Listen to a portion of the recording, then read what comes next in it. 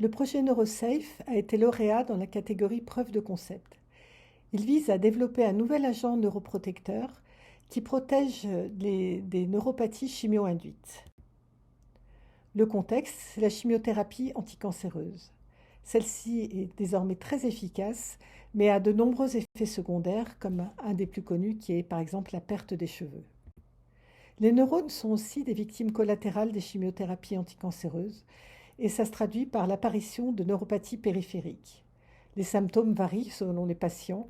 Ça peut être des picotements dans les mains et les pieds, des sensations de brûlure, des douleurs, une perte de sensibilité, des sensations d'engourdissement. En fait, c'est un effet secondaire qui limite, qui dure et qui peut impacter la vie quotidienne. En effet, jusqu'à 90% des patients peuvent être touchés. Ça dépend évidemment des chimiothérapies. Ça peut conduire l'oncologue à baisser les doses de chimiothérapie et ça peut compromettre les chances de guérison. Et chez un quart des patients qui ont eu des neuropathies, elles ne disparaissent pas pendant des mois, voire des années après la fin du traitement, ce qui entraîne de facto une baisse de leur qualité de vie. Et pour l'instant, il n'y a pas de traitement pour les neuropathies périphériques. Il y a, à titre préventif, on fait porter des gants réfrigérants qui sont parfois difficiles à supporter par les patients et qui ne sont pas toujours efficaces. Et à titre palliatif, on donne aux patients ensuite des antidouleurs, des antidépresseurs, mais qui sont comme mettre un pansement sur une plaie et qui ne protègent pas ni ne soignent. Ce qu'on a découvert dans notre équipe, c'est une nouvelle molécule qu'on a appelée Carba 1 parce que c'est un carbazole et cette molécule a un double effet. D'une part, elle permet de baisser les doses de chimiothérapie à base de Taxol et de Taxane, tout en gardant leur efficacité.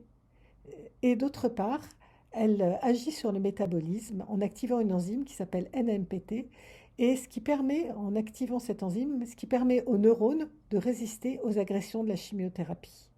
Nous avons bien compris le mode d'action de cette molécule, nous avons publié nos résultats et brevetés.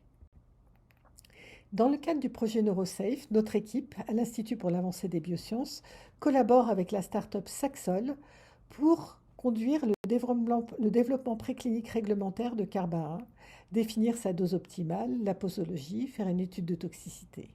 Un autre objectif est de trouver une formulation optimale pour pouvoir injecter cette molécule à l'homme. Et enfin, un troisième objectif est de rechercher des marqueurs non invasifs d'efficacité de cette molécule, des marqueurs qu'on va chercher dans le sérum ou dans le microbiote.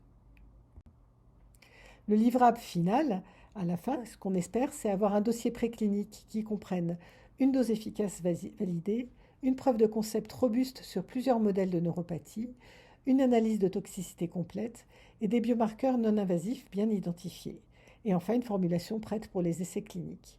Ce travail permettra d'accélérer le passage de Carba en phase clinique, ce qui répond ainsi à un besoin médical pour l'instant insatisfait pour des patients qui souffrent de neuropathie périphérique chimio-induite.